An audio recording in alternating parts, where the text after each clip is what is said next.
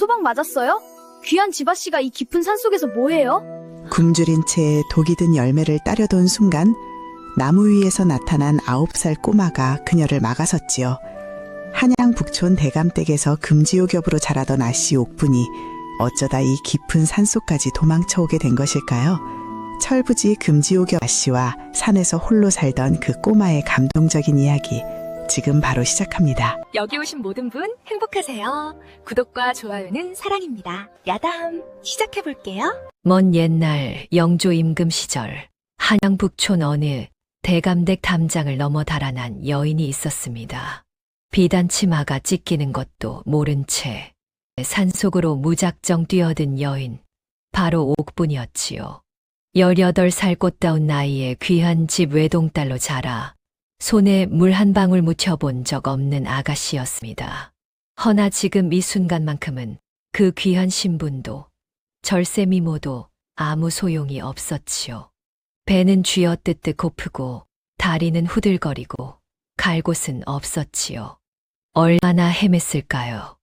옥분의 눈에 선홍빛 열매가 주렁주렁 달린 나무가 들어왔지요. 반짝반짝 윤이 나는 게 당장 따 먹어도 될 것 같았습니다. 손을 막 뻗는 순간이었지요. 그거 먹으면 죽어요. 차갑고 또렷한 목소리가 귀에 꽂혔습니다. 옥분이 화들짝 놀라 뒤로 물러서다 엉덩방아를 찧었지요. 나뭇가지 위에 쪼그려 앉은 꼬마 하나가 옥분을 내려다보고 있었지요. 기껏해야 9살이나 됐을까요? 꼬질꼬질한 얼굴에 눈만 반짝반짝했지요. 꼬마가 유유히 내려와 옥분을 위아래로 훑더니 고개를 갸웃거렸습니다. 귀한 집 아씨가 여기서 뭐해요? 소방 맞았어요? 옥분의 얼굴이 순식간에 홍당무가 됐지요. 홍당무가 된 얼굴로 옥분이 버럭 소리를 질렀습니다. 야, 꼬마야. 어디서 굴러먹다 온 게 어른한테 소박은 무슨 소박이야. 꼬마는 눈 하나 깜짝 않고 성큼성큼 걸어갔습니다. 옥분이 씩씩거리며 버텼지만 배에서 꼬르르 소리가 등을 떠미는 바람에 결국 뒤를 쫄래쫄래 따라갈 수밖에 없었지요. 복동의 오두막은 산 중턱 바위 옆에 덩그러니 서 있었습니다. 기둥 하나가 삐딱하게 기울어진 게 당장이라도 와르르 무너질 것 같았지요. 옥분이 코를 찡그리며 중얼거렸습니다. 짐승도 이보단 잘 살겠다. 복동이 오두막 옆에 쌓인 통나무를 턱으로 가리켰지요. 저거 패면 밥 드릴게요. 내가 왜 내 말을 들어야 해? 복동이 바구니를 챙기며 태연하게 돌아섰습니다. 그럼 안 드셔도 되지요. 저도 강요는 못해요. 그 말이 끝나기 무섭게 옥분의 배에서 꼬르륵 세상이 다 들을 것 같은 소리가 터졌지요. 얼굴이 새빨개진 채 도끼를 집어든 옥분.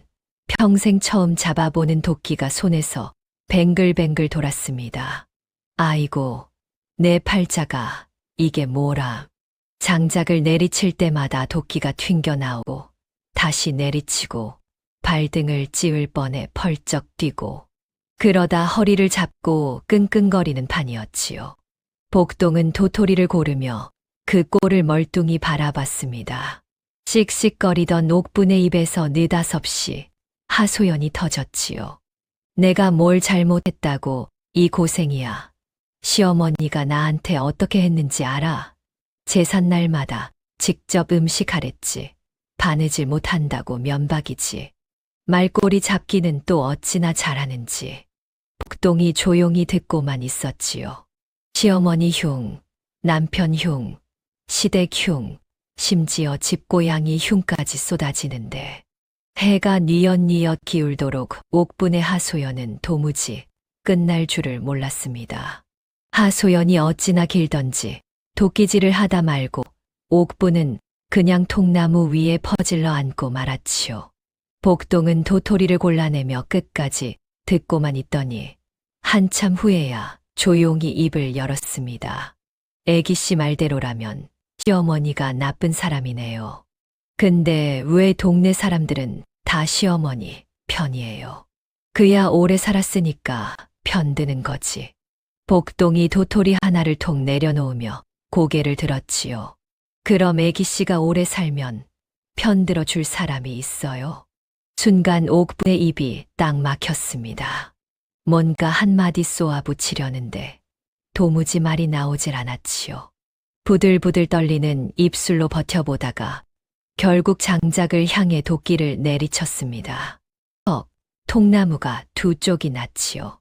복동이 덤덤하게 한마디를 얹었습니다. 힘은 좋네요. 닥쳐. 씩씩거리며 도끼질을 이어가는데 어찌 된 일인지 눈앞이 흐릿해졌지요. 귀한 집 금지옥엽으로 태어나 곱디고 온 손으로 장작이나 패고 앉은 이 신세가 9살 꼬마한테 말문이 막힌 이 꼴이 서럽고 또 부끄러워 눈물이 주르륵 흘러내리고 말았습니다. 복동은 모른 척 도토리만 골랐지요. 그게 더 야속했습니다. 밥 한 그릇을 받아든 옥부는 말없이 오물오물 먹었습니다. 귀한 집에서 나고 자란 아씨가 산속 오두막에서 보리밥에 된장국을 먹는 꼴이었지요. 허나 이상하게도 그 한 그릇이 평생 먹어온 산해진 미보다 달았습니다. 복동이 맞은편에 앉아 조용히 물었습니다. 남편분은요? 옥분이 국그릇을 내려놓으며 코웃음을 쳤습니다. 글만 있는 샌님이야. 내가 뭐라 하면 먹은 벙어리가 되고 시어머니가 나를 들들 볶아도 눈만 껌벅껌벅 하는 것이. 아유, 때렸어요? 설마 그것도 못하는 위인이야. 복동이 잠시 먼 산을 바라보다 천천히 입을 열었지요. 그 양반이 아직 거기 있다면요. 쫓겨난 게 아니라 기다리는 거예요. 옥분이 피식 웃으며 손을 내저었습니다. 기다리긴 뭘 기다려. 시어머니한테 꽁꽁 묶인 샌님이. 복동이 더 말을 잇지 않았습니다. 그냥 묵묵히 밥을 먹는 것이었지요. 그런데 이상한 일이었습니다. 코웃음을 치고 돌아섰는데도 복동의 그 말이 머릿속에서 떠나질 않는 것이었습니다. 기다리는 거예요. 윤서방의 얼굴이 불쑥 떠올랐지요. 옥분이 소리를 칠 때마다 눈을 끔벅이며 아무 말도 못하던 그 멀뚱한 얼굴이 어쩌면 화가 난 게 아니라 그냥 기다리고 있던 것이었을까요? 설마. 옥분은 고개를 세차게 저으며 딴청을 피웠습니다. 그날 밤이었습니다. 오두막 구석에 웅크려 누웠는데 도무지 잠이 오질 않는 것이었지요. 산바람이 얇은 문틈을 비집고 들어와 목덜미를 간지리는데 윤서방 생각이 자꾸만 스멀스멀 기어 올라왔습니다. 시집 온 첫날 밤 얼굴이 새빨개져서 아무 말도 못하던 샌님이 옥분이 퉁명스럽게 굴어도 그냥 실실 웃고만 있던 그 샌님이 지금쯤 어떻게 지내고 있을까요? 에이, 모르겠다. 옥분이 이불을 뒤집어 쓰고 눈을 꼭 감았습니다. 허나 귓가에 자꾸만 복동의 목소리가 맴도는 것이었습니다. 기다리는 거예요. 다음 날 아침이었습니다.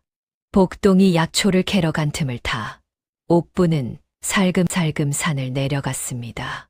비단 치마가 찢겼어도 얼굴 하나는 여전히 빛이 나는 터라 스스로도 제법 당당했지요. 이 얼굴로 밥 한 끼 못 얻어먹겠어. 두고 봐, 꼬마야. 마을 어귀에 들어서며 허리를 꼿꼿이 세웠습니다. 허나 현실은 냉정한 법이었습니다. 장터 국밥집 안악은 옥분에 찢어진 비단 치마를 위아래로 훑더니 고개를 돌려버렸습니다. 두부 장수 영감은 돈 없으면 비켜요 한마디로 끝이었지요. 밥 한 술 얻어보려 이 집. 저 집 기웃거리다 동네 개한테까지 쫓기고 나서야 옥분은 터덜터덜 산으로 돌아올 수밖에 없었습니다. 오두막 앞에 복동이 팔짱을 끼고 서 있었습니다. 옥분이 씩씩거리며 먼저 입을 열었지요. 야, 저 인간들이 다 이상한 거야. 내가 뭘 잘못했다고. 몇 집이나 가봤어요? 7집. 복동이 잠시 옥분을 바라보다 돌아섰습니다. 그러니까 제 말을 들으셔야지요. 옥분이 몰아 쏘아붙이려는데 배에서 또 꼬르륵 소리가 터지고 말았습니다. 복동이 피식 웃으며 솥뚜껑을 열었지요. 김이 모락모락 피어오르는 보리밥 냄새가 코끝을 간지렸습니다. 옥분은 아무 말 없이 자리에 풀썩 앉았습니다. 항복이었지요. 다음 날 아침 복동이 옥분 앞에 팔짱을 끼고 섰습니다. 오늘은 제가 시키는 대로만 해요. 뭘? 사람 마음 얻는 법이요. 옥분이 픽 웃었습니다. 어제 7집에서 쫓겨난 기억은 이미 저 멀리 던져버린 터였지요. 사람 마음, 이 얼굴로 웃어주면 되는 거 아냐? 장터에 내려가 복동이 먼저 눈짓으로 가리킨 것은 바구니를 이고 앉은 늙은 나물 장수 할머니였습니다. 옥분이 성큼성큼 다가가 입꼬리를 억지로 끌어올렸습니다. 할머니, 나물이 참 좋아 보이네요.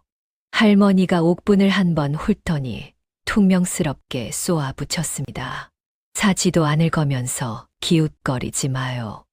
옥분의 얼굴이 굳었습니다. 뒤로 돌아서며 복동에게 씩씩거렸습니다. 저 할머니가 이상한 거야. 웃을 때 눈이 안 웃었어요. 웃었거든. 입만요. 옥분이 이를 갈며 다시 도전했습니다. 이번엔 떡 장수 아저씨였지요. 최대한 부드럽게, 최대한 다정하게 말을 건넸지만 돌아온 건 무관심이었습니다. 세 번째도, 네 번째도 마찬가지였지요. 옥분이 결국 복동 앞에 털썩 주저앉으며 소리쳤습니다. 말이 따뜻해야 한다더니 나는 왜 안 되는 거야. 복동이 아무 말 없이 나물 장수 할머니 쪽으로 걸어갔습니다. 쪼그려 앉아 바구니를 들여다보며 천천히 입을 열었지요. 할머니, 이 냉이 뿌리가 참 실하네요. 손이 많이 가셨겠어요. 할머니의 굳은 얼굴이 스르르 풀렸습니다. 뿌리 하나를 집어들며 아, 이놈은 새벽에 캐야 제맛이지 하고 너털웃음을 터뜨리는 것이었지요. 어느새 둘이 도란도란 이야기꽃을 피우고 있었습니다. 멀뚱히 지켜보던 옥분이 눈이 휘둥그레졌습니다. 야, 저 꼬마 왜 저렇게 능청스럽지? 복동이 돌아오며 짧게 말했습니다. 능청이 아니에요. 진심이에요. 진심. 할머니 손이 진짜로 대단해 보였거든요. 옥분이 입을 꼭 다물었습니다. 뭔가 찔리는 것이 있었지만 그게 뭔지는 아직 몰랐습니다. 이튿날 아침 복동이 일어나질 못했습니다. 이마에 손을 얹어보니 불덩이 같은 열기가 손바닥을 달궜습니다. 옥분이 눈을 동그랗게 뜨며 복동의 어깨를 흔들었습니다. 야, 꼬마야. 일어나봐. 야. 복동이 실눈을 떴다가 다시 감았습니다. 그게 전부였습니다. 옥분이 벌떡 일어나 두리번거렸습니다. 오두막 안에 물 한 모금 없었지요. 땔감도 다 떨어진 터였습니다. 오죽하면 솥 안에 든 것이라곤 식은 재뿐이었지요. 아이고, 이를 어쩐다. 평생 손에 물 한 방울 묻혀본 적 없는 아씨가 할 수 있는 일이라고는 아무것도 없었습니다. 허나 이대로 손 놓고 앉아있을 수만도 없는 노릇이었지요. 옥분이 이를 악물고 밖으로 나섰습니다. 우선 땔감이었습니다. 도끼를 들고 통나무 앞에 섰는데 이틀 전과 달리 팔에 힘이 들어가질 않는 것이었지요. 도끼가 허공을 가르기를 10번, 겨우 통나무 하나를 쪼갰습니다. 다음은 물이었습니다. 두레박을 들고 우물로 달려갔다가 두레박줄이 엉키는 바람에 물을 절반이나 쏟고 말았습니다. 다시 길어오다 돌부리에 걸려 넘어지고 흙투성이가 된 채 겨우 물을 길어왔습니다. 죽을 끓이는 일은 더 가관이었습니다. 불을 피우려는데 연기만 펄펄 나고 불은 붙질 않았습니다. 눈물이 쏙 빠지도록 후후 불고 나서야 겨우 불꽃이 살아났지요. 쌀을 얼마나 넣어야 하는지도 몰라 눈대중으로 집어넣었다가 죽이 아니라 풀이 되고 말았습니다. 해가 뉘엿뉘엿 기울 무렵 옥부는 오두막 앞에 주저앉았습니다. 온몸이 쑤시고 손바닥엔 물집이 잡히고 얼굴엔 검댕이 덕지덕지 붙었습니다. 귀한 집 아씨 흔적은 온데간데 없는 꼴이었지요. 그래도 죽은 끓었습니다. 풀처럼 된 죽이었지만, 연기 냄새가 밴 죽이었지만, 그래도 뜨끈한 죽이었습니다. 복동의 입에 죽을 떠넣는데 복동이 천천히 눈을 떴습니다. 흐릿한 눈으로 옥분의 검댕 묻은 얼굴을 한참 바라보더니 가느다란 목소리로 말했습니다. 고마워요, 애기씨. 그 한마디에 옥분이 왈칵 눈물을 쏟고 말았습니다. 시집살이 내내 단 한 번도 듣지 못했던 말이었지요. 수고했다는 그 말 한마디가 9살 꼬마 입에서 나온 그 말이 어찌나 크게 들리던지요. 옥부는 소매로 눈물을 훔치며 괜히 딴청을 피웠습니다. 죽이 좀 묽긴 한데 그냥 먹어. 사흘이 지나자 복동이 자리를 털고 일어났습니다. 아직 얼굴이 창백하고 걸음이 휘청거렸지만 약초를 캐러 가야 한다며 옥분을 앞세우고 산길을 올랐지요. 옥분이 뒤를 힐끔거리며 투덜거렸습니다. 다 나은 것도 아니면서 왜 나를 끌고 다니는 거야. 걷다 보면 나아요. 의원도 아닌 게 그때였습니다. 산길구비를 돌아서자마자 험상궂은 산에 둘이 길을 막아섰습니다.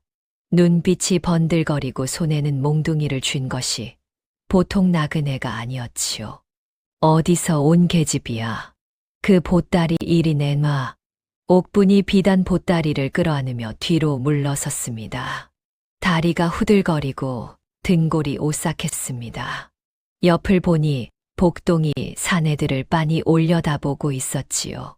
복동이 갑자기 앞으로 나서며 소리쳤습니다. 저기요, 저기 포졸들이 이리 오고 있어요. 사내들이 화들짝 뒤를 돌아보는 순간 복동이 옥분의 손목을 잡아채며 옆 수풀로 뛰어들었습니다. 허나 사내 하나가 빠르게 손을 뻗어 복동의 어깨를 확 잡아당겼지요. 복동이 그대로 바닥에 나뒹굴었습니다. 야! 옥분이 보따리를 집어던지며 달려들었습니다. 사내들이 화들짝 놀라 뒷걸음질 치는 틈에 옥분이 복동을 끌어안고 수풀 속으로 굴러 들어갔지요. 잠시 후 사내들의 발소리가 멀어졌습니다. 한참 만에 수풀 밖으로 기어 나온 옥분이 복동을 흔들었습니다. 목소리가 떨렸습니다. 야, 꼬마야. 너 괜찮아? 복동이 멀뚱히 옥분을 올려다봤습니다. 울어요? 안 울어. 먼지가 들어가서. 복동이 피식 웃었습니다. 그 웃음이 어찌나 얄미우면서도 반갑던지 옥분은 괜히 수풀을 탁 치며 돌아섰습니다. 귀가 빨개진 건 먼지 탓이 아니었지요. 며칠이 지났습니다. 복동이 옥분을 마을 안악들 틈에 밀어넣은 것은 그 무렵이었습니다. 안악들 사이에서 살림을 배워요. 내가 왜 그걸 배워야 해? 시댁에 돌아가려면 필요하니까요. 옥분이 입을 삐죽거리면서도 마을로 내려갔습니다. 안악들이 우물가에 모여 빨래를 하고 있었습니다. 옥분이 다가가 어색하게 웃으며 말을 건넸습니다. 저도 좀 배워도 될까요? 안악 하나가 옥분의 손을 힐끔 봤습니다. 굳은 살 하나 없는 하얀 손이었습니다. 손 좀 봐. 귀한 집 아씨가 무슨 살림이래요. 맞아. 빨래 한 번이라도 해봤겠어. 웃음소리가 터졌습니다. 옥분의 얼굴이 새빨개졌지요. 무슨 말이라도 쏘아붙이려는데 목이 막혀 아무 말도 나오지 않았습니다. 그대로 돌아서서 산으로 올라오는데 눈물이 뚝뚝 떨어졌습니다. 아무도 없는 바위 뒤에 쪼그려 앉아 엉엉 울었습니다. 서러운 것이었지요. 못난 것도 아니고 나쁜 것도 아닌데 아무도 받아주지 않는 이 기분이 뼈에 사무쳤습니다. 얼마나 울었을까요? 옆에 인기척이 느껴졌습니다. 복동이 말없이 와서 옆에 털썩 앉았지요. 아무 말도 하지 않았습니다. 그냥 나란히 앉아 먼 산만 바라봤습니다. 한참 만에 옥분이 먼저 입을 열었습니다. 너는 부모가 없어. 복동이 잠시 먼 산을 바라보다 조용히 웃었습니다. 있었지요. 있었다고? 복동이 대답하지 않았습니다. 그 짧은 두 글자에 얼마나 많은 것이 담겼는지 옥분은 더 물을 수가 없었습니다. 괜히 무릎을 끌어안으며 나직이 중얼거렸습니다. 나는 부모가 있는데도 갈 데가 없어. 복동이 아무 말도 하지 않았습니다. 그 침묵이 어떤 말보다 깊이 와닿는 것이었지요. 옥분은 코를 훌쩍이다가 문득 깨달은 것이 있었습니다. 복동이 처음 자신을 만난 날부터 지금까지 단 한 번도 불쌍하다거나 가엾다는 말을 한 적이 없다는 것을요. 그냥 옆에 있어 주는 것이었지요. 그게 이상하게 고마운 것이었습니다. 한바탕 울고 나서 옥분이 코를 팽 풀며 일어났습니다. 야, 꼬마야. 빨래는 어떻게 하는 거야? 복동이 피식 웃으며 일어났습니다. 직접 해봐야 알아요. 가르쳐 주면 되잖아. 가르쳐 드릴 수는 있는데 손이 좀 아플 거예요. 옥분이 두 손을 내려다보다 이를 악물었습니다. 해봐. 빨래를 배운 지 사흘째 되던 날이었습니다. 손바닥에 물집이 잡히고 손등이 터서 피가 배어났지만 옥분은 이를 악물고 버텼습니다. 복동이 시키는 대로 빨랫감을 두드리고 헹구고 짜는 것이었지요. 귀한 집 아가씨 손이 빨래판에 쓸리는 동안 옥분의 무언가도 함께 조금씩 갈리는 것이었습니다. 그날 오후 마을 우물가에 소란이 났습니다. 떡 장수 노파가 쌀을 훔쳤다며 안악들이 애워싸고 있었습니다. 노파는 주름진 손을 바들바들 떨며 억울하다고 울부짖는데 아무도 들으려 하지 않는 것이었지요. 옥분이 발걸음을 멈췄습니다. 저 할머니 떡 팔아서 먹고 사는 분인데 쌀을 훔쳐. 복동의 목소리가 귓가에 스쳤습니다. 눈 말고 손을 봐요. 손은 거짓말 못해요. 옥분이 천천히 안악들 훑었습니다. 소리를 가장 크게 지르는 안악의 손이 눈에 들어왔습니다. 손가락이 꼼지락거리며 치맛자락을 쥐었다 놓았다 하는 것이었지요. 눈빛도 자꾸 옆으로 흘렀습니다. 옥분이 성큼성큼 앞으로 나섰습니다. 잠깐만요. 안악들이 일제히 돌아봤습니다. 옥분이 소리를 지르던 안악 앞에 똑바로 섰습니다. 쌀이 없어진 게 언제예요? 오늘 아침이요. 이 할망구가 분명히 오늘 아침에 이 할머니가 여기 있었어요? 안악이 말을 멈췄습니다. 저 할머니 오늘 새벽부터 저 끝밭에서 일하셨어요. 저도 봤고 저기 두부 장수 영감도 봤을 거예요. 두부 장수 영감이 고개를 끄덕였습니다. 안악의 얼굴이 순식간에 창백해지더니 치맛자락을 부여잡고 뒤돌아 달아났습니다. 치맛자락 사이로 쌀봉지가 대굴대굴 굴러떨어졌지요. 우물가가 술렁거렸습니다.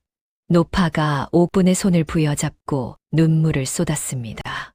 옥분이 어쩔 줄 몰라 손을 다독이는데 등 뒤에서 복동의 목소리가 들렸습니다. 됐네요, 애기씨. 옥분이 괜히 딴청을 피우며 딴 곳을 봤습니다. 귀가 빨개진 것이었지요. 복동이 슬그머니 옆에 서며 말을 얹었습니다. 첫인상이 중요하다고 했었지요? 야, 너는 나 처음 만날 때 소방 맞았냐고 했잖아. 복동이 잠시 뜸을 들였습니다. 그건 예외요. 예외는 무슨, 말이 막히니까 예외래. 복동이 입을 열었다가 닫았습니다.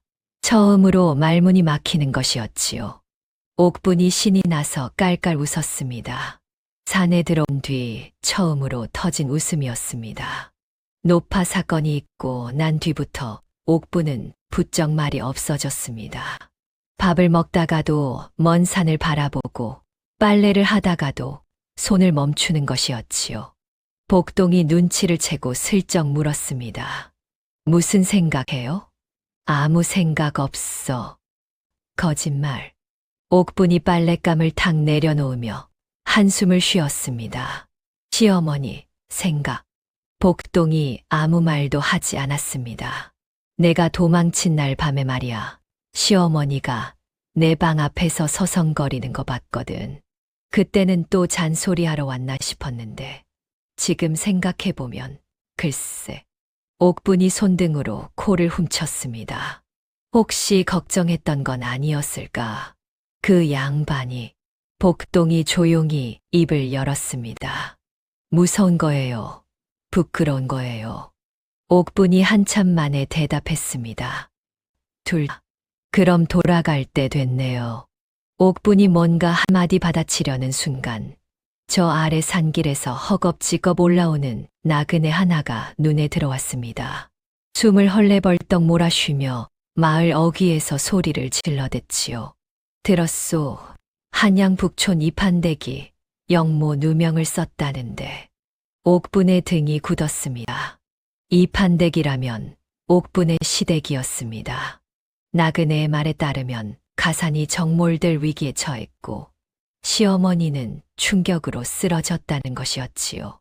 온 동네가 웅성거린 사이 옥분은 그 자리에 선 제 얼굴이 흙빛이 됐습니다. 어머니가 손이 파들파들 떨렸습니다.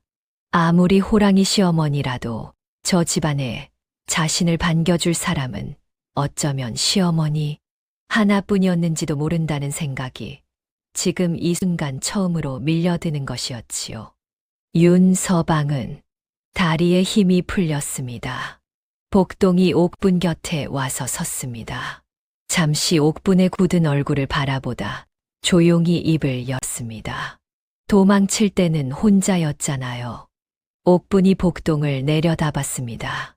이번엔 같이 가요. 9살 꼬마의 눈이 어찌나 단단하던지 옥분은 그 눈빛에 눌려 고개를 끄덕이고 말았습니다.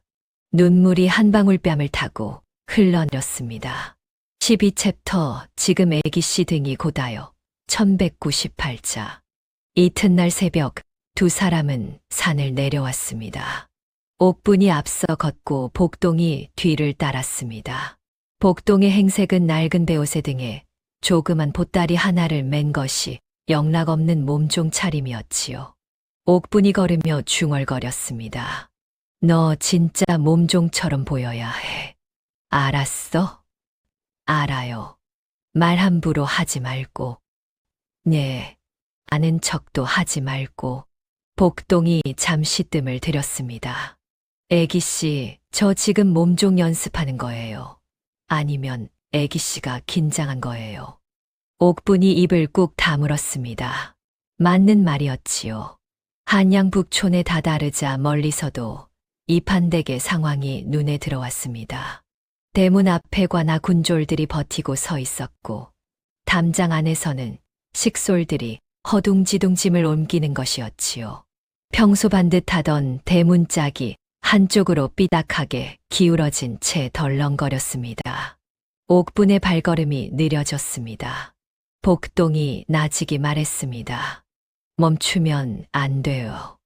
옥분이 이를 악물고 다시 걸음을 내디뎠습니다. 대문을 들어서는 순간 식솔들의 눈이 일제히 옥분에게 쏠렸습니다. 놀란 눈, 당황한 눈, 반가운 눈이 뒤섞였지요. 늙은 친모가 달려오며 울먹였습니다. 아씨가 오셨네요. 마님이 쓰러지신 지 사흘이 됐어요. 옥분이 친모의 손을 꼭 잡았습니다. 마님 계신 곳으로 안내해요.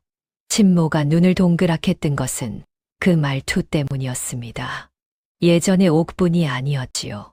씩씩거리거나 눈을 흘기거나 하는 기색이 없었습니다.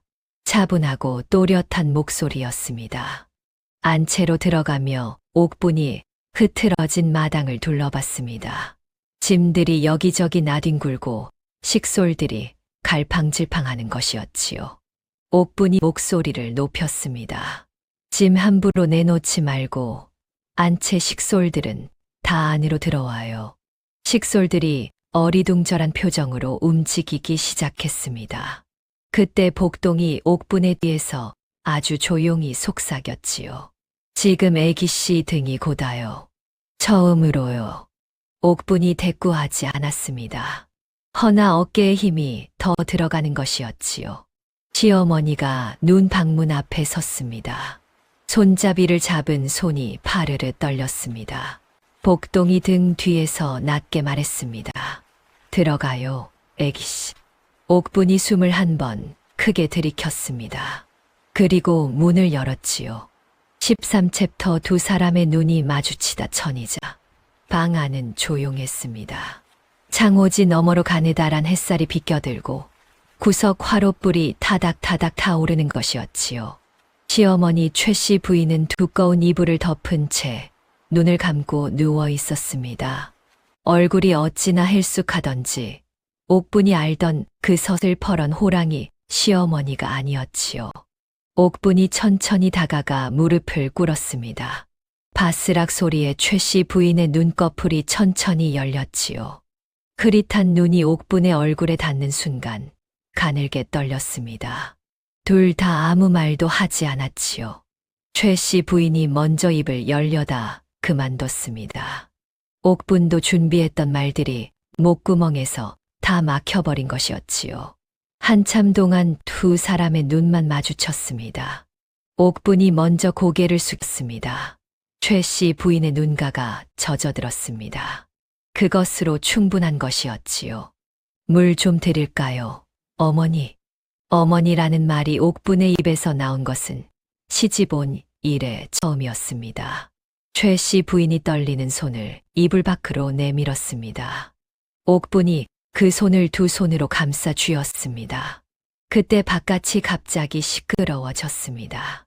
관아에서 나왔다. 집안 식솔들 다 마당으로 나와 옥분이 최 씨 부인의 손을 꼭 쥐었습니다. 제가 나가볼게요, 어머니. 걱정 마세요. 마당으로 나서자 관복 차림의 관리 셋이 성큼성큼 들어서고 있었습니다. 식솔들이 겁에 질려 담장 쪽으로 바짝 붙어 서는 것이었지요. 관리 중 우두머리로 보이는 자가 눈을 가늘게 뜨며 옥분을 훑었습니다. 이 집 안주인이요? 옥분이 꼿꼿이 서서 대답했습니다. 그렇습니다. 그 순간 등 뒤에서 복동이 옥분의 옷자락을 살짝 잡아당겼습니다. 귓가에 낮은 목소리가 닿았지요. 저 사람 왼손이 떨려요. 겁먹은 사람한테는 더 당당하게 나가야 해요. 옥분이 눈을 들어 관리의 왼손을 봤습니다. 복동의 말대로 손가락이 가늘게 떨리는 것이었지요. 옥분이 목소리에 힘을 실었습니다. 수색을 하시려면 먼저 영장부터 보여주시지요. 그것이 법도 아닙니까? 관리의 얼굴이 굳었습니다. 식솔들이 눈이 휘둥그레져 옥분을 바라봤습니다. 예전에 그 철없는 아씨가 아니었지요. 복동이 뒤에서 조용히 숨을 내쉬었습니다. 14챕터 국그릇을 제일 먼저 본 사람 천일자. 관리들이 영장을 내보이며 집안을 뒤지기 시작했습니다. 식솔들이 마당에 줄지어 서서 벌벌 떠는 것이었지요. 복동은 옥분의 뒤에 바짝 붙어 서서 식솔들의 얼굴을 하나하나 훑었습니다. 아무렇지 않은 척 고개를 숙이고 있었지만 눈은 쉴 새 없이 움직이는 것이었지요. 한참 만에 복동이 옥분의 옷자락을 아주 살짝 잡아당겼습니다. 청지기 영감요. 아까 관리들이 들어올 때 제일 먼저 국그릇을 봤어요. 옥분이 눈을 가늘게 떴습니다. 국그릇을 왜? 뭔가 숨긴 사람은 위기가 오면 자기 것부터 챙겨요. 저 영감 부엌 쪽을 3번 봤어요. 옥분이 천천히 마당을 가로질렀습니다. 줄지어 선 식솔들 앞을 천천히 걸으며 한 사람씩 눈을 맞추다가 맨 끝에 서 있는 청지기 노인 앞에 멈춰 섰습니다. 영감, 청지기가 굳은 얼굴로 고개를 숙였습니다. 오래 이 집에서 일했지요? 예, 아씨. 30년이 됩니다요. 그럼 이 집 부엌 구조도 훤히 알겠네요. 청지기의 눈이 순간 흔들렸습니다. 아주 잠깐이었지만 옥부는 놓치지 않았습니다. 복동에게 배운 것이었지요. 소 뒤편에 뭘 숨겨놨어요? 아, 아씨. 그게 무슨... 제가 직접 가볼까요? 청지기의 얼굴이 순식간에 새하얗게 변했습니다.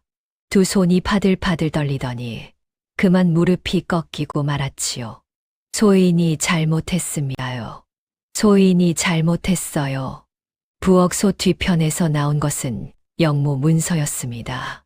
식솔들이 술렁거리며 웅성거리는 사이 청지기가 엎드려 울부짖었습니다. 바깥에서 누군가 돈을 주고 문서를 숨겨달라 했다는 것이었지요. 그 배후는 이 고을 지방 수령이었습니다. 관리들이 서로 눈치를 보며 우물쭈물하는 것이었지요. 옥분이 돌아서며 복동에게 낮게 속삭였습니다. 잘 봤어? 복동이 짧게 대답했습니다. 처음부터 잘하셨어요. 15챕터 수령의 얼굴이 굳다 1198자. 청지기가 엎드려 울부짖는 소동이 채 가라앉기도 전이었습니다. 대문이 벌컥 열리며 말 위에 단사내가 마당으로 들어섰습니다. 비단 관복의 갓을 반듯하게 눌러 쓴 것이 이 고을 지방 수령변 대감이었지요. 배가 앞으로 불룩 튀어나온 것이 마치 곳간에 양식 가득 쟁여놓은 것 같은 인상이었습니다. 수령이 말에서 내리며 마당을 휙 둘러봤습니다. 소란스럽구나. 역적 집안이 어디 조용할 날이 있겠느냐. 식솔들이 고개를 푹 숙였습니다. 옥분이 수령 앞으로 걸어나갔습니다. 복동이 뒤에서 옥분의 옷자락을 살짝 쥐며 귓속말을 흘렸습니다. 저 사람 오른쪽 귀 뒤에 점이 있어요. 그게 왜? 나중에 알려드릴게요. 일단 당당하게요. 옥분이 수령 앞에 반듯하게 섰습니다. 날이 이 집 영모의 증거라 하신 문서는 방금 청지기가 외부에서 돈을 받고 숨긴 것임이 밝혀졌습니다. 누명입니다. 수령이 콧방귀를 뀌었습니다. 계집이 나서서 하는 소리치고는 제법이구나. 허나 문서가 이 집에서 나온 것은 사실 아니냐. 날이 옥분이 한 발짝 더 다가섰습니다. 복동이 등 뒤에서 아주 낮게 속삭였습니다. 3년 전 세곡 횡령, 쌀 2,000석이요. 옥분의 눈이 가늘어졌습니다. 수령을 똑바로 바라보며 천천히 입을 열었습니다. 나리께서 3년 전 이 고을 세곡을 2,000석 횡령하신 일, 혹시 기억하십니까? 수령의 얼굴에서 혈색이 싹 빠졌습니다. 못이, 증인도 있고 문서도 있습니다. 날이, 마당이 쥐 죽은 듯 고요해졌습니다. 수령이 눈을 희번덕거리며 옥분을 노려봤습니다. 손이 부들부들 떨렸습니다. 그 눈빛에 옥분의 다리도 사실 후들거리는 것이었지요. 허나 발은 움직이지 않았습니다. 복동이 뒤에서 눈을 감으며 속으로 중얼거렸습니다. 잘하네요, 애기씨. 수령이 관리들을 향해 고함을 질렀습니다. 이 집 수색을 계속해. 관리들이 서로 눈치를 보며 머뭇거렸습니다. 방금 전까지 기세등등하던 수령의 얼굴이 이토록 새파랗게 질린 것을 본 터라 선뜻 발을 내딛는 자가 없었습니다. 마당에 서 있던 식솔들이 하나둘 고개를 들어 옥분을 바라봤지요. 수령이 말 위로 올라타며 씩씩거렸습니다. 두고 보자. 말발굽 소리가 대문 밖으로 멀어졌습니다. 옥분이 그 뒷모습을 바라보다 조용히 숨을 내쉬었습니다. 다리에 힘이 스르 풀렸습니다. 복동이 옆에 와서 서며 짧게 말했습니다. 다리 풀리지요? 안 풀려. 복동이 피식 웃었습니다. 16챕터 애기씨가 수령이랑 싸우는 동안요. 798자. 수령이 물러간 뒤에도 관리들은 좀처럼 돌아가질 않았습니다. 우두머리 관리가 팔짱을 끼고 마당을 서성이며 말했지요. 문서가 집 안에서 나온 것은 사실이오. 수령날이 말씀과 별개로 이 집 영모 혐의는 아직 살아있소. 식솔들의 얼굴이 다시 굳었습니다. 옥분도 할 말을 잃고 관리를 바라보는데 복동이 성큼성큼 앞으로 걸어 나갔습니다. 몸종아이가 갑자기 나서자 관리가 눈살을 찌푸렸습니다. 이 문서 말씀이십니까? 복동이 품에서 문서 하나를 꺼내 두 손으로 내밀었습니다. 관리가 받아들어 펼쳤지요. 눈을 가늘게 뜨고 읽어내려가다 고개를 갸웃거렸습니다. 이건 시구가 아니오? 네, 이 집 도련님이 과거를 준비하며 쓴 글입니다. 관리가 처음 압수한 문서와 번갈아 들여다봤습니다. 필체가 똑같았지요. 내용만 달랐습니다. 한쪽은 영모 문서, 한쪽은 평범한 시구였습니다. 이게 어떻게 된 것이오? 복동이 고개를 꾸벅 숙였습니다.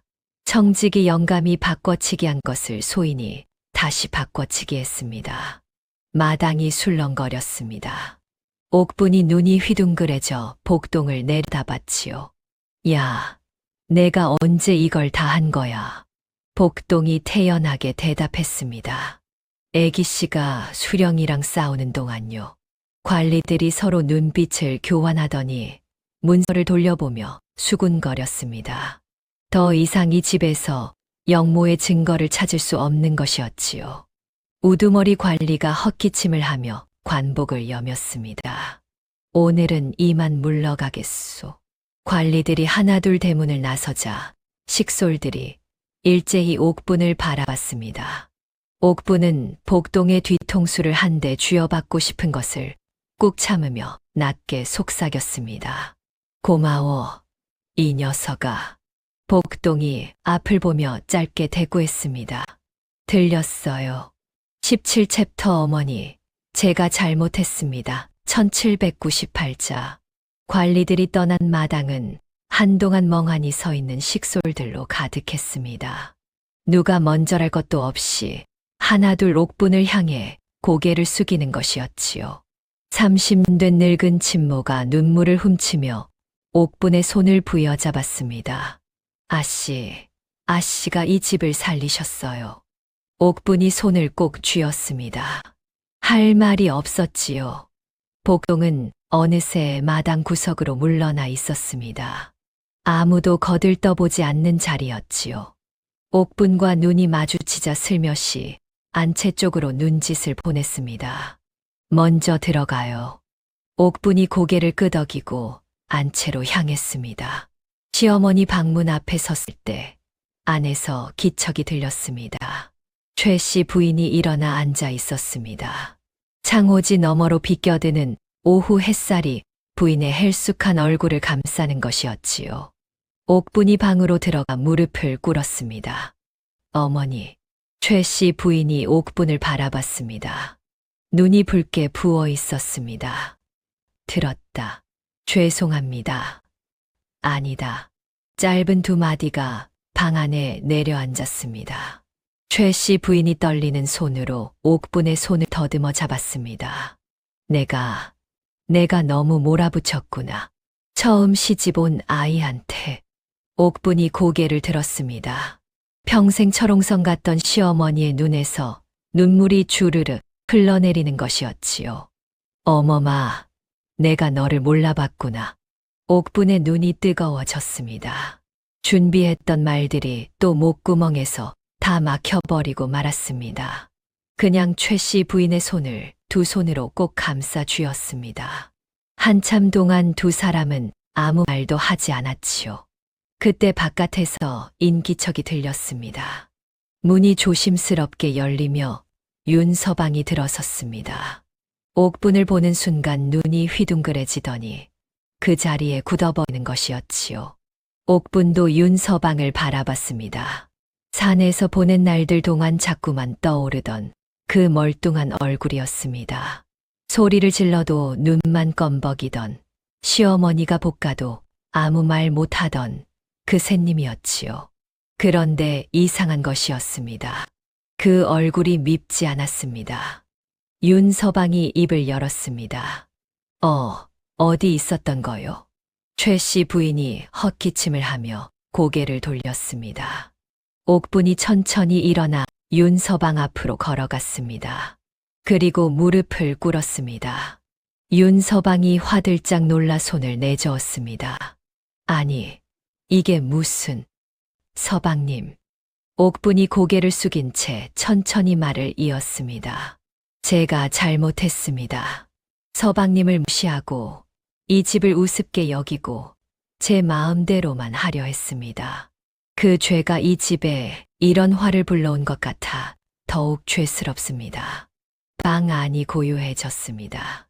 윤서방이 한참 동안 멍하니 서 있다가 천천히 무릎을 꿇으며 옥분의 손을 잡았습니다. 손이 떨렸습니다. 나도 잘못했소. 당신이 힘들 때 아무것도 못 해줬으니. 최 씨 부인이 창밖으로 고개를 돌린 채 소매로 눈가를 눌렀습니다. 바깥 마당 담장 옆에서 복동이 이 모습을 지켜보다 조용히 돌아섰습니다. 아무도 보지 않는 곳에서 혼자 중얼거렸지요. 이제 됐네요. 18챕터 이건 애기씨 거예요. 1398차. 다음 날 아침이 밝았습니다. 간밤에 비가 내렸는지 마당 바닥이 촉촉이 젖어 있고 처마 끝에서 물방울이 또르르 떨어지는 것이었지요. 식솔들이 하나둘 마당으로 나와 청소를 시작했습니다. 어제까지만 해도 갈팡질팡하던 손발이 제자리를 찾아가는 셈이었지요. 최 씨 부인이 부축을 받아 방에서 나왔습니다. 아직 얼굴이 창백하고 걸음이 느릿느릿했지만 눈빛은 어제와 달리 살아있는 것이었지요. 식솔들이 일제히 허리를 굽혔습니다. 최 씨 부인이 마당을 천천히 둘러보다 옥분을 불렀습니다. 어머마, 이리 와 앉거라. 된마루에 나란히 앉은 두 사람. 최 씨 부인이 먼저 입을 열었습니다. 관리들을 어찌 그리 다룬 게냐. 어디서 그런 담력을 배웠느냐. 옥분이 입을 열려다 멈췄습니다. 시선이 자연스럽게 마당 구석으로 향했습니다. 복동이 담장 옆에서 나뭇잎을 들고 혼자 뭔가를 들여다보는 것이었지요. 저기, 어머니. 사실은 그 순간 복동이 눈을 들어 옥분과 눈이 마주쳤습니다. 복동이 아주 살며시 고개를 저었습니다. 눈빛으로 말하는 것이었지요. 이건 애기씨 거예요. 옥분이 입을 다물었습니다. 한참 만에 다시 입을 열었지요. 산에서 지내며 많이 생각했습니다. 어머니, 최 씨 부인이 옥분의 손을 지그시 쥐었습니다. 더 묻지 않았습니다. 그날 오후 마을 사람들이 하나둘 이판댁을 찾아왔습니다.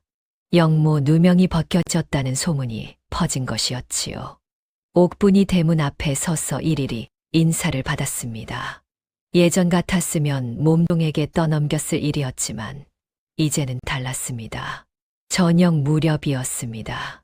부엌에서 밥을 짓던 옥분이 솥뚜껑을 열다 손을 대고 말았습니다. 작은 비명을 삼키며 손을 입에 갖다 댔습니다. 뒤에서 복동의 목소리가 들렸습니다. 찬물에 담가요. 알아. 내가 이제 이 정도는 알아. 복동이 옆에 쪼그려 앉아 옥분의 손을 들여다봤습니다. 처음 산에서 만났을 때 곱디곱던 손이 이제는 빨래판에 긁히고 불에 데인 자국으로 얼룩져 있는 것이었지요. 복동이 한참 그 손을 바라보다 조용히 말했습니다. 이제 진짜 이 집 안주인 손이네요. 옥분이 코웃음을 치려다 그만뒀습니다. 괜히 딴 곳을 보며 중얼거렸습니다. 이야, 꼬마야.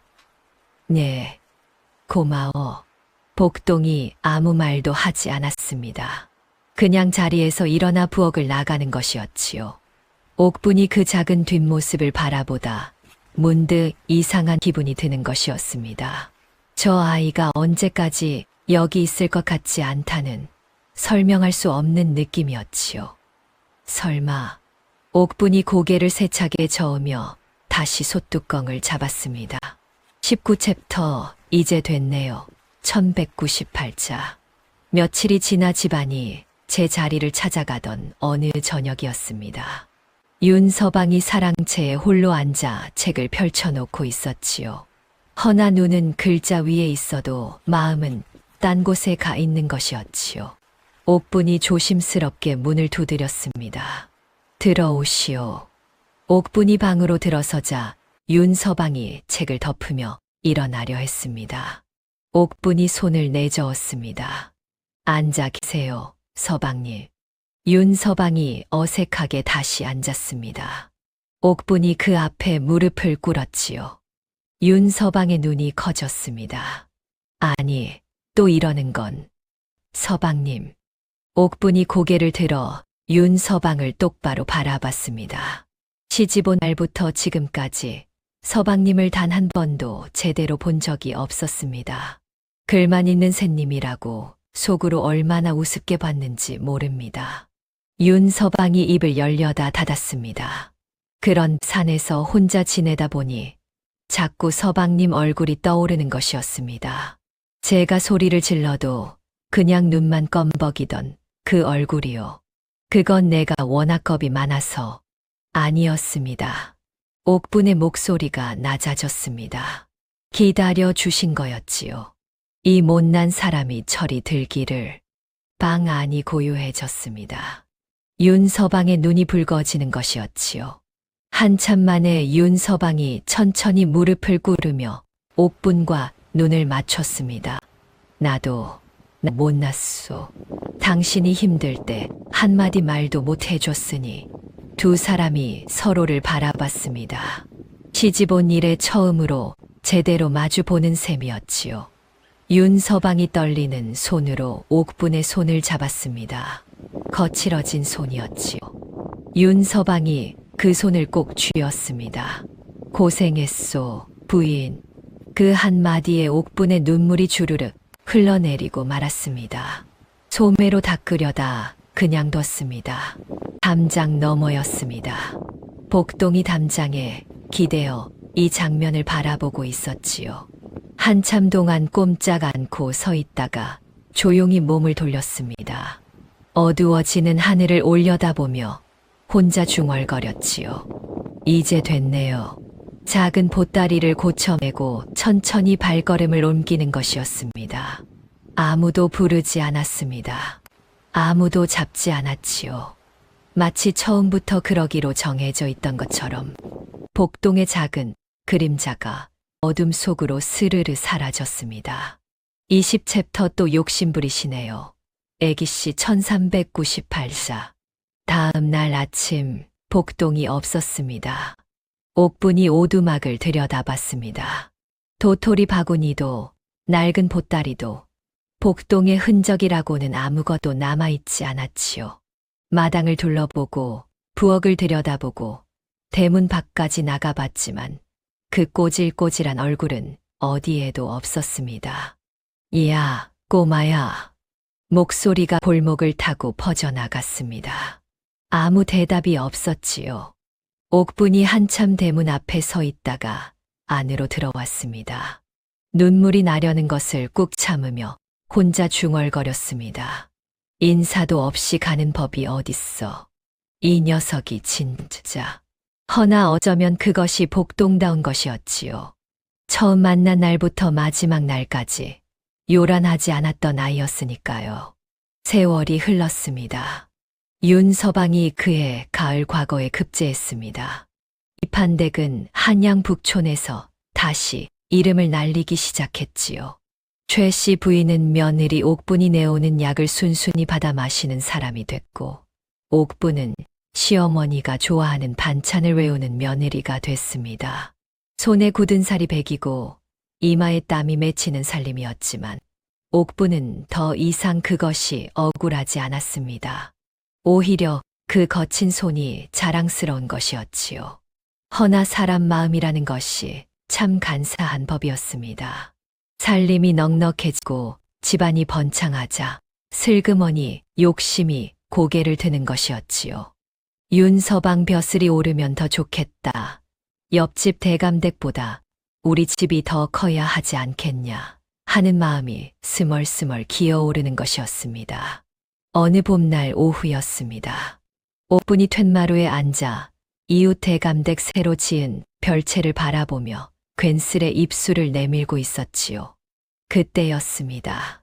어디선가 바람이 살랑 불어왔습니다. 담장 위 살구꽃 잎이 팔랑팔랑 흩날리는데 그 바람결에 실려 어디선가 목소리가 들리는 것 같았습니다. 또 욕심부리시네요, 애기씨. 옥분이 화들짝 고개를 들었습니다. 담장 위에는 꽃잎만 흩날리고 있었지요. 옥분이 자리에서 일어나 두리번거렸습니다. 아무도 없었습니다. 그런데 이상한 것이었습니다.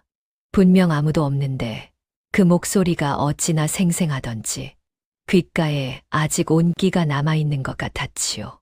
옥분이 빅웃음을 터뜨렸습니다. 알았어, 알았다고. 담장 위로 봄바람이 한 번 더 지나갔습니다. 마치 대답이라도 하듯이요. 옛말에 이런 말이 있습니다. 사람은 넘어진 자리에서 일어날 때 비로소 그 자리가 얼마나 깊었는지 안다고 하지요. 옥분이 그러했습니다. 산속에서 배고픔에 떨고 손이 터지도록 빨래를 하고 수령 앞에서 다리를 후들거리면서도 버텼던 그 시간들이 있었기에 비로소 진짜 어른이 될 수 있었던 것이었지요. 그리고 그 긴 시간 내내 말 한마디로 마음을 꿰뚫던 9살 꼬마가 옆에 있었습니다. 어디서 왔는지 어디로 갔는지 지금도 아무도 모르는 일이었지요. 다만 봄바람이 부는 날이면 담장 위로 살구꽃이 흩날리는 날이면 옥부는 괜히 귀를 쫑긋 세우는 버릇이 생겼습니다. 이번 이야기가 마음에 남으셨다면 어디서 들으시는지 지역과 소감을 남겨보세요. 감사합니다.